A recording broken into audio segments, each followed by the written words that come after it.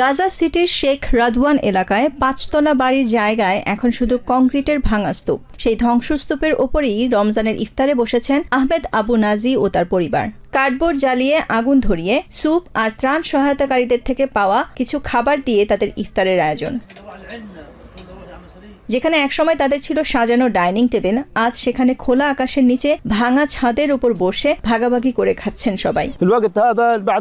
আগে আমাদের জীবন স্বাভাবিক ছিল, কিন্তু ইসরায়েলি বাহিনী আমাদের বাড়ি ধ্বংস করার পর এখন আমরা মাটিতে খোলা আকাশের নিচে ঘুমাই, ভাঙা বাড়ির ছাদে বসে রান্না করছি। আমাদের পরিবারের অবস্থা খুবই করুণ। 57 বছর বয়সী 5 সন্তানের জনক আবু নাজি জানান, আগের রমজানগুলোতে পুরো পরিবার একসঙ্গে বসতেন, সুস্বাদু নানা খাবারে ভরা থাকত টেবিল। আর এখন তাদের পরিবারটিও আর একসঙ্গে নেই। ভাই বোনেরা ছড়িয়ে পড়েছেন বিভিন্ন এলাকায়, কেউ থাকছেন অস্থায়ী তাঁবুতে। যুদ্ধবিরতি ঘোষণা হলেও পুনর্গঠন এখনো শুরু হয়নি। ধ্বংসস্তূপের মাঝেই চলছে বেঁচে থাকার লড়াই। ত্রাণ তহবিল আরও বাড়ানো এবং তাঁবুতে থাকা গাজাবাসীর দুর্ভোগ কমাতে অবিলম্বে পুনর্গঠন শুরুর আহ্বান জানিয়েছেন এই বাস্তুচ্যুত বাসিন্দা। যুদ্ধ থামার পর থেকে এখন পর্যন্ত কোনো পুনর্গঠন হয়নি। আমরা এখনো প্রচন্ড কষ্টে কঠিন জীবনযাপন করছি।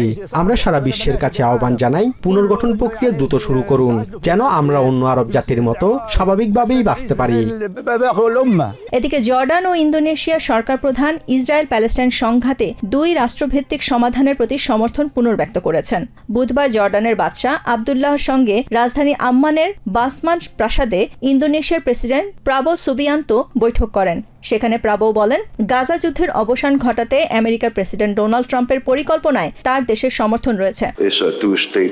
একটি স্বাধীন প্যালেস্টাইন ভিত্তিক 2 রাষ্ট্র সমাধানই একমাত্র স্থায়ী পথ। এ কারণেই আমাদের বোর্ড অব পিসে যোগ দেওয়ার আমন্ত্রণ জানানো হলে আমরা রাজি হই এবং প্রেসিডেন্ট ডোনাল্ড ট্রাম্পের 20 দফা পরিকল্পনাকে সমর্থন করি। সেটি ছিল স্থায়ী সমাধান অর্জনের প্রচেষ্টার অংশ। ইন্দোনেশিয়া ট্রাম্পের বোর্ড অব পিসের সদস্য, যার প্রথম বৈঠক ফেব্রুয়ারির শুরুতে অনুষ্ঠিত হয়। প্রাবো ঘোষণা দিয়েছেন, আন্তর্জাতিক স্থিতিশীলতা বাহিনী মোতায়েন হলে গাজায় শান্তি রক্ষার সহায়তার জন্য তার দেশ সর্বোচ্চ 8000 সেনা পাঠাবে। Nahid Sihan, TVN24 news desk.